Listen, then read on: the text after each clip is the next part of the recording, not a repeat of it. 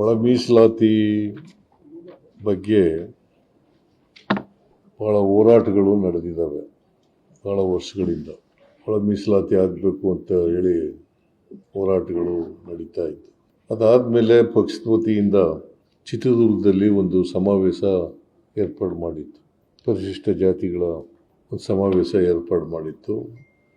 ಅದರಲ್ಲಿ ನಮ್ಮ ರಾಷ್ಟ್ರೀಯ ಅಧ್ಯಕ್ಷರಾದಂಥ ಖರ್ಗೆ ಅವರು ಬಂದಿದ್ದರು, ನಾನು ಅಟೆಂಡ್ ಮಾಡಿದ್ದೆ, ಮತ್ತು ಡಾಕ್ಟರ್ ಪರಮೇಶ್ವರ್ ಅವರ ನೇತೃತ್ವದಲ್ಲಿ ನಡೀತಿರೋದು.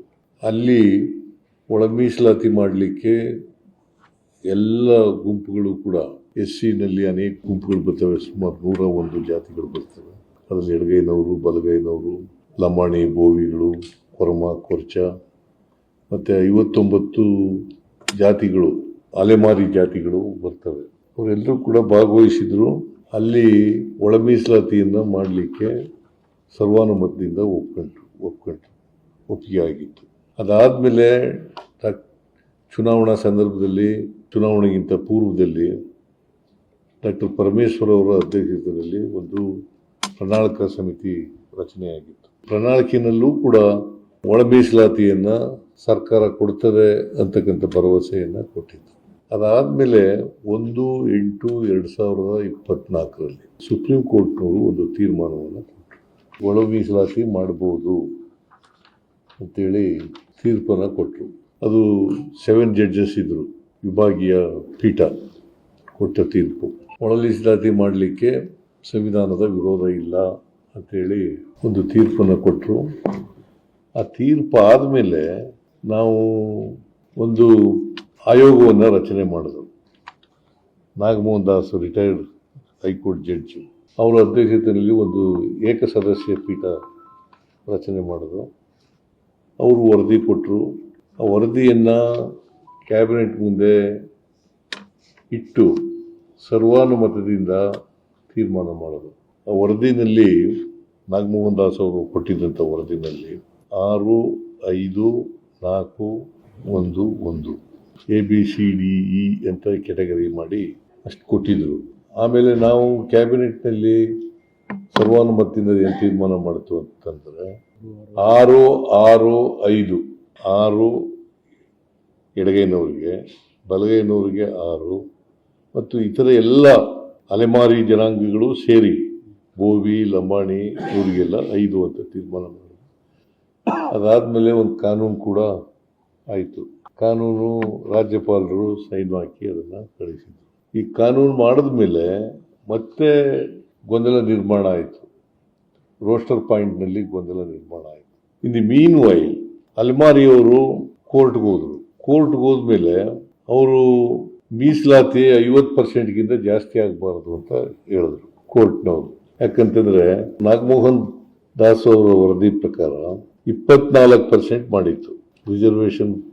SC/ST ಅವರಿಗೆ 24%. SC/ST ಮೇಕಿಂಗ್ ಇಟ್ ಕ್ಯಾಟಗಾರಿಕಲಿ SC/STಗೆ 24% ಮಾಡಿತ್ತು.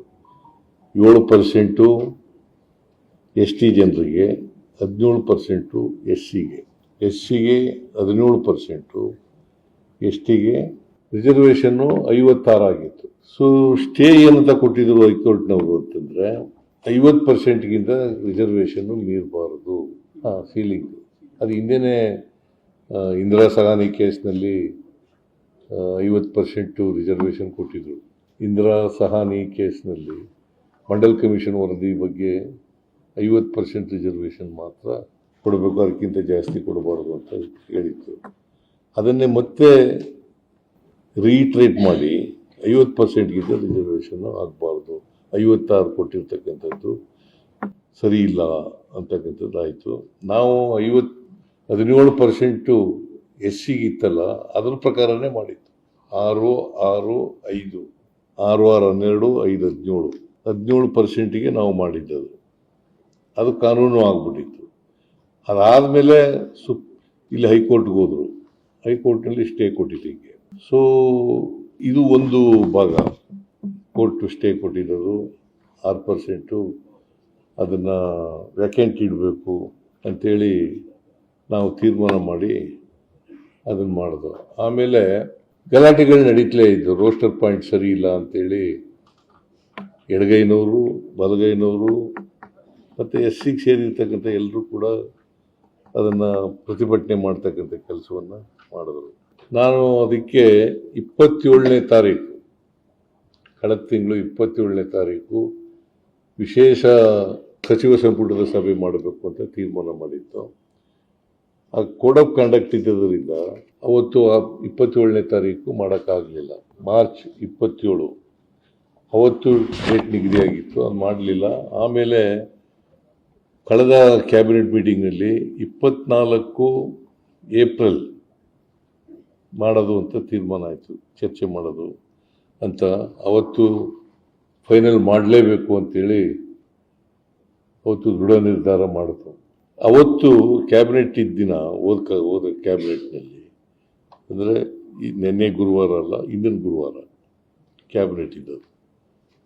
ಆ ಕ್ಯಾಬಿನೆಟ್ನಲ್ಲಿ ಈ ವಿಷಯ ಚರ್ಚೆ ಬಂತು.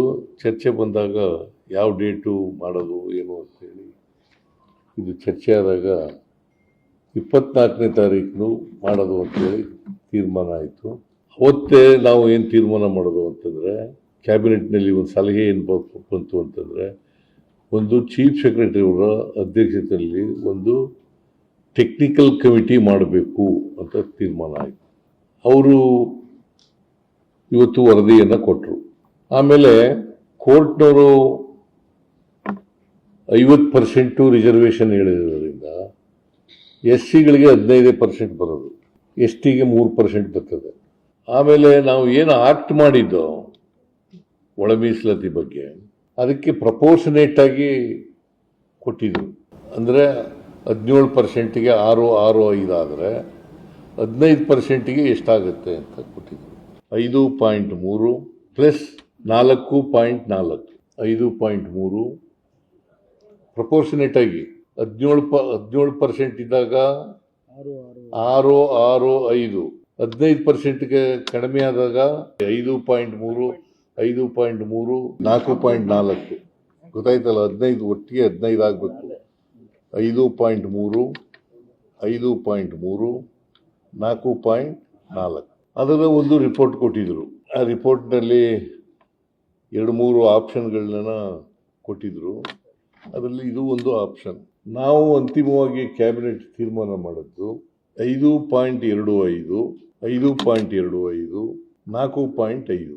5.25 ಅದು ಲೆಫ್ಟ್ಗೆ, ಅವರ ಸಂಬಂಧಿತ ಜಾತಿಗಳಿಗೆ. Group A. ಗ್ರೂಪ್ ಬಿ ನಲ್ಲಿ 6% ಕೊಟ್ಟಿದ್ವಲ್ಲ ಹಿಂದೆ, ವಲಯರು ಮತ್ತು ಅದಕ್ಕೆ ಸಂಬಂಧಿತ ಜಾತಿಗಳು, ಅವ್ರಿಗೆ 6 ಕೊಟ್ಟಿದ್ದು. ಅದಕ್ಕೆ 5.25 ಬೋವಿ, ಲಂಬಾಣಿ, ಕೊರ್ಚ, ಕೊರಮ ಮತ್ತು 59 ಅಲೆಮಾರಿ ಜಾತಿಗಳು, ಇವೆಲ್ಲ ಸೇರಿ 4.5. ಇದು ಸರ್ವಾನುಮತದಿಂದ ತೀರ್ಮಾನ ಆಗಿರ್ತಕ್ಕಂಥದ್ದು.